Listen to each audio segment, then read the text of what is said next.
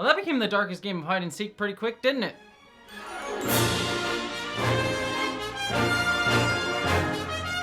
Hello interwebs and welcome to my review of the penultimate episode of Star Trek Picard Season 2, this time Hide and Seek. As per usual, no spoilers in the front, cause it's all in the back, baby. But staying spoiler free, as many of you know, I was very frustrated last week with last week's episode and how it stalled out a lot of the storylines going on and sort of just ran in place, and some of the decisions that they made with some of the characters and choices of evolving the ongoing storyline with characters like Q and with Picard and things like that. And so I am happy to say that this episode is a significant improvement upon last week's, especially in the department of moving the plot forward. In fact, because this is the penultimate episode, we do get sort of an action-packed episode here, but one that also resolves actually a lot of the ongoing storylines, not just in our character arcs, particularly with Picard. I'm sure there'll be a little bit more next episode with him as well, but a large portion of his, resolving his trauma, or at least coming to terms and understanding his trauma from his past relationship with his mother, is brought to the forefront here and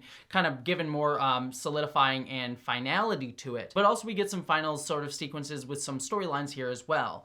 And I really appreciate it. There's a lot of fun stuff going on here. I particularly love how they're drawing some of the themes and ideas out here in a little bit more of an articulate way than I think some of the more meandering ways that it began to explore some of it in the past episode. So I really, really enjoy some of the things that this episode does thematically and also sort of wrapping up the storylines. And some of the action sequences are very, very cool too. The Borg stuff in terms of these proto special forces drone people was very cool to see. However, that all being said, I still do have some frustrations with some of the choices here, namely surrounding some of the ways that the story seems to get to their conclusions feel a little bit easy, as well as some bizarre ways I think that they choose to resolve some of our character storylines, particularly with Raffi's sort of dealing with her problems with Elnor that we just got brought up last episode, as well as Seven's stuff as well. I think a lot of that was... it feels like a weird way to resolve a lot of these choices. But again, some of them naturally feel great. And I think particularly the standout of this episode was Jarrod'i. I think, honestly, looking back at the season so far, I mean, I know there's one more to go, but I really think Jarrod'i's storyline with the Borg Queen might be my favorite of this entire season. Everything to do with her front to back has been fantastic, and I do really, really, really love where they finish with it here. So I've been enjoying that storyline full front to back. And then the final thing, too, that I will say, we do, like I said, get more of Picard's backstory, and there's part of it that feels a little bit reiterative. I feel like they are being a bit redundant with some of the stuff that we learned in episode 8 and just sort of, restating it and just making it very clearer. But then I do also... while it is very dark, and believe me, there's some dark stuff that they choose to do at the end of this, it also rings very true with some of the ideas and themes around trauma and sort of resolving trauma and trying to run away from our traumas in our past, that the choices that they make with his backstory here, I think, work for me. And also kind of explain some of the stuff that they were getting at in the first episode of the season with why Picard stayed away from a lot of relationships. And you can understand why this dark of an event would have led to the man that we got to see throughout the Next Generation and stuff like that, with him being more reticent to be in a long-term relationship. I think some of it's dark, and it will not be to everyone's taste in certain respects, but I personally actually really liked it, even though I think most of the episodes showcasing of that story was a bit redundant, but where it went to in the end, I think ultimately was a strong one. Whether you like it or not, you can definitely not disagree that it wasn't a strong choice. So overall, I have frustrations with the episode that we'll talk about in spoiler section, but on the whole, I thought this was a good penultimate episode, not necessarily a great one though. But to get into all of that, let's get into spoilers.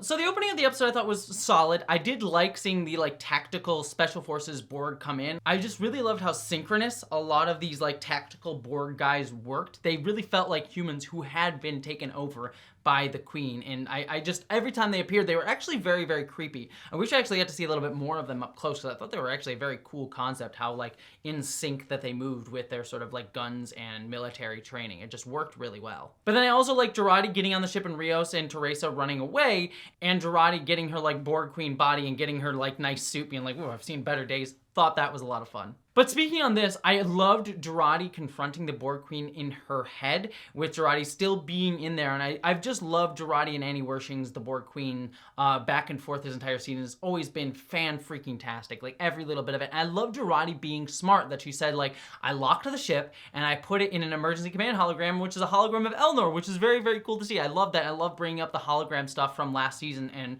what we saw at the first episode of this season. Well, finally like that being brought out here. And I like that Jarrod'i was smart, that she did not memorize the code herself, and that's why that the Borg Queen wasn't able to get it out of her. Again, Jarrod'i just being smart, and I love that. I love that when characters like actually think things through and actually have a smart plan in place that makes sense for them to have done. Just really, really cool way to have done that. Again, we get Picard and company showing up at the chateau to try and stop the Borg Queen, and they start killing a bunch of the tactical officer people, and I'm just like, is this not more butterflies? I guess at this point we're just like letting that go, that they're just gonna kill people willy-nilly and supposedly it won't affect the future, but I'm just like, these people dying feels like it would cause at least a butterfly or two.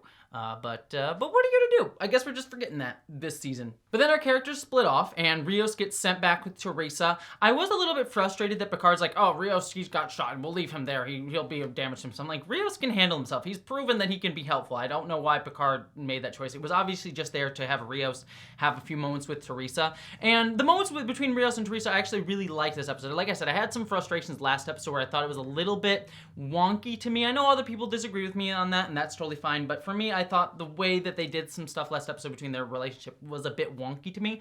This one I liked a lot more. I like that she's sort of convincing Rios to stay in the past. I really think that the way this season is going to end next episode, Rios is going to choose to stay in the past with Teresa. And screw butterflies at this point, but that does seem to be where his character has gone.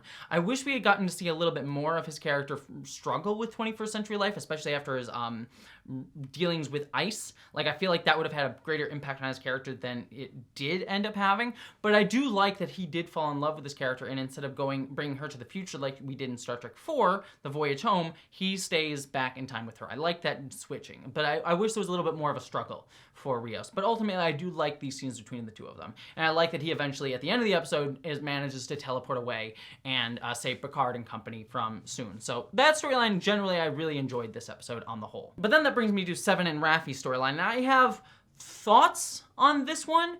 First and foremost, I like the scene where they killed the Borg guy. That was a lot of fun. And then I know some people probably, I can already tell in advance that people already have an issue with this, but I actually particularly liked it, which is that we learn that Seven was trying to join Starfleet after Voyager, and Janeway fought for her, but that she ultimately wasn't allowed in. I know some people will be like, oh, Starfleet wouldn't be that prejudiced. They would have 100% let her in, especially with Janeway's recommendation after she had just beat the Borg and all that sort of stuff. And I could buy that, but it does ring somewhat true that Starfleet would still have an anti-Borg bias and be hesitant on letting her in. I 100% actually could buy that. And then it also fits with like the post-Dominion War Starfleet, which would be also a little bit more reticent into letting a potential enemy who could easily turn on a dime like the shapeshifters would do in the Dominion War, being a little bit more distrustful of anyone who could do that, who could be have an ulterior motive. And then also it fits in with the anti-synth feeling that we saw in Star Trek Picard Season 1. So I know people will have frustrations with that, but it fits with how we saw the more hawkish Federation post-Dominion War and post like the synth ban that we've seen in those eras of Star Trek. So works for me, but I understand why people could have a problem with it, but makes sense to me. The other thing too, though, is that we have Seven and Raffi sort of running across this field to get to La Serena, and I'm like, there's no way. I love them. I love these characters and I know they're competent. There's no way they made it across that field without getting killed. Like, I know it was a bit of an easy cheat, and they even say like, oh, we're not making it out of this. I'm like, yeah, how the hell did they get across that field? We'll just buy it. I've seen worse in other things in other movies, but I was like, not sure on that one. But they do get to the ship and they run into Elnor, the Elnor hologram. And again, another little frustration here. I understand why the show chose to have a scene between this Elnor hologram and Raffi, because it does resolve the arc that they gave Raffi just last episode. It feels weird, though, on a couple fronts. One, we just got that introduced as like a concept of her needing an apology, or needing to apologize, I should say, to Elnor last episode, and I wish that had come up a little bit sooner. I know we got like hints of it through her PTSD flashbacks throughout the season. But it just feels weird to have just explicitly brought up last episode and then resolve it in like the next scene that she has as a character, in terms of like character arc stuff. So it just seemed a little bit easy in that. And then on top of that, it felt weird that this hologram would have like Elnor's memories from his death. Like, I get that Jarrod'i would have programmed an ECH with Elnor's like visual look and personality. 100% buy that. What I don't buy is that the hologram has memories of Elnor right before his death. Like, that feels like you could resurrect anybody with holograms now. Like, we're already skirting the edge of that with Picard being in a synthetic body at the end of season 1. Like, skirting that, like, cheating death stuff here. But having, like, holograms now can be, like, resurrections of people right up to the point of, like, having memories of their death? I'm gonna call a little bit BS on that one. That one felt like it was just there to give Raffi a conclusion to her character arc, and it just all felt a bit easy and a bit implausible for me, and I was a bit frustrated on that front. But then this brings me to my favorite part of the episode, which is Seven and Raffi confronting the Borg Queen. I like that they teleported the tactical guys off and into the walls. Very creepy, and I love that usage of the teleporter. Very cool. Very dark, but very cool, and made sense. And then fighting the Borg Queen and eventually losing to her and almost killing them, and Jarrod'i able to use that moment to take control of her body one last time. And I loved this final speech that Jarrod'i gave to the Borg Queen. On every level, it felt like true Star Trek, and where I hoped that they were going to be taking the Borg storyline this season, of shifting the Borg into something less horrific and awful, and acknowledging some of the ways that the Borg could actually be a positive thing. Like, the problem with the Borg was never necessarily that they linked all their minds together. There was that wonderful episode of Star Trek Voyager Unity, that I actually really loved, because that showed that people could still use the collective idea to merge their minds and like actually really like being connected to all of each other. And that there could be a positive way as like we all work towards the whole and accept difference and diversity, and have people like believe in the collective instead of forcing them to do this.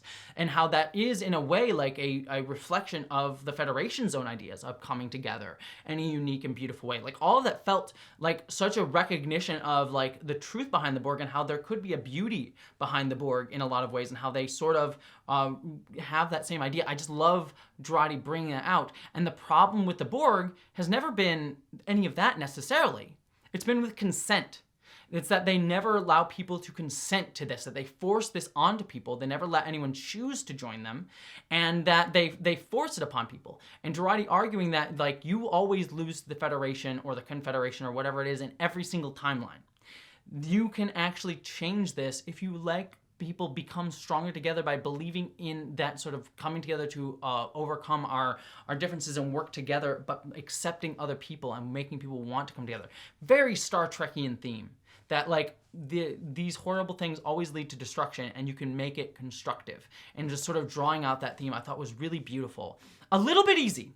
I will admit that it was a little bit easy that Jarrod'i can just give this one speech and convince the Queen. I could buy it on the level that like she's in Jarrod'i's body now, and maybe Jarrod'i's own body and mind are influencing the Queen because she's got her synaptic pathways in there. So I really, honest to God, this is my favorite storyline of the entire season. Everything to do with Jarrod'i and the Borg Queen, while a little bit easy in the resolution, I really loved. I thought it was fantastic. And then she's able to heal 7 of 9, bring her back to her full Borg-esque self. And I like that sort of saying, let's make a galaxy of 7s.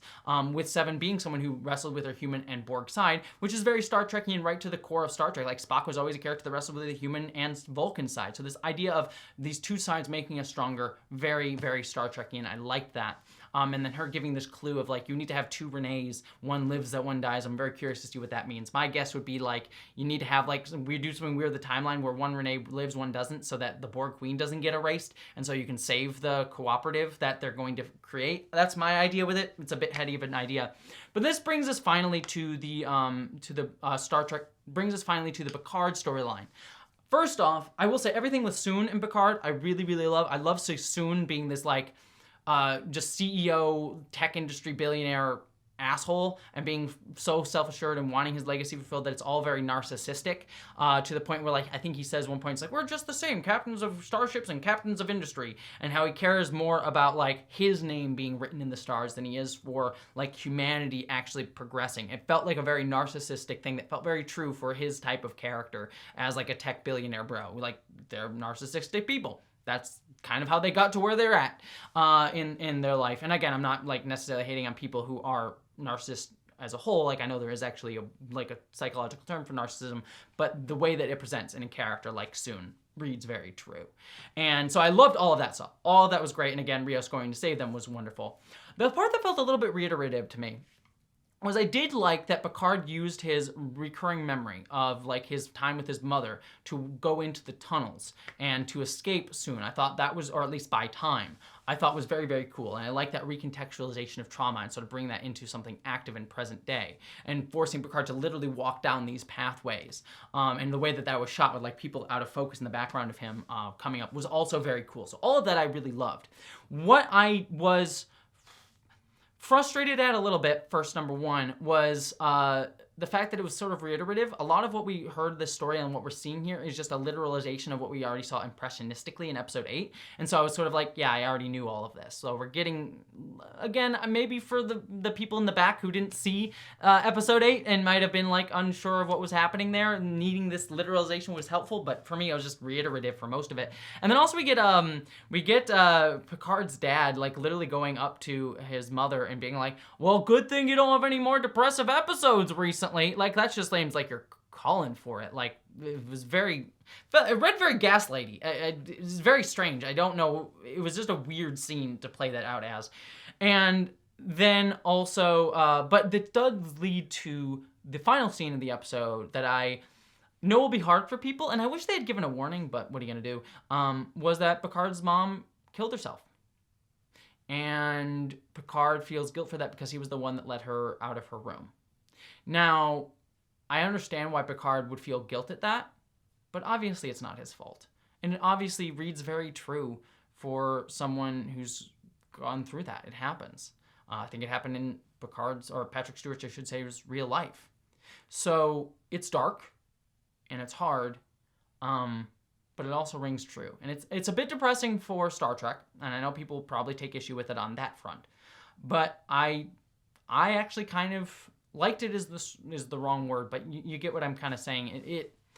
It felt true for everything that we've seen with Picard and where they were going with this and how he sort of, like, tried to hide this from his memory and sort of blocked it out. It read all true to me. And I like him coming to terms with it and understanding it and contextualizing it in his own life, and not hiding from it anymore. Like, that fit with all the themes and ideas that this season has been wrestling with. And I think it was a dark conclusion, for sure, but I think an apt one. And one that I think will probably resonate next episode, where we go and meet Renee Picard again, and Picard gets to probably have one final moment with her, and he can sort of contextualize this sort of depressive episodes idea and that this brings forth. So I, as someone who struggled with depression and suicidal thoughts in my life, it rang true to me. Dark, but true. And I did like it. Again, like being sort of a wrong word. So at the end of the day, like I said, bit of frustrations with this episode in terms of some easy character choices, namely with stuff with Raffi and Elnor, and some quick choices and redundant choices with Rios and Picard's backstory and storyline. But at the end of the day, everything with Jarrod'i and the Borg Queen and the final stuff where we end Picard's storyline, I think were all fantastic. A rocky road to get there, and not a perfect road to get there, but I do really, really enjoy them. So, at the end of the day, the penultimate episode didn't knock it out of the park. I don't think this was phenomenal, but I did think it was a very solid penultimate episode. So, hopefully they can bring this forward into the finale and make the finale a really good, strong episode as well. Hopefully even better than this one. But yeah, we'll see what they do. So, I'd love to hear all your thoughts down in the comments below. Did you like this episode? Did you hate this episode? Let me know. Beyond all of that, don't forget to subscribe to this channel because we got Strange New Worlds coming up next week, as well as the Picard finale. And I got Moon Knight and Halo that I'm also reviewing on this channel as well. So, very excited for all that stuff. Be on the lookout for that. Don't forget my regular channel, Jessie Gender, where I do video essay type stuff. I have a Patreon page. I have a podcast called Jumpgate, where I do reviews of Babylon 5 with my wonderful friend Vera Wild. I absolutely adore doing that podcast with her. Beyond all of that, thank you so much for watching. I hope that you, as always, my friends, live long and prosper.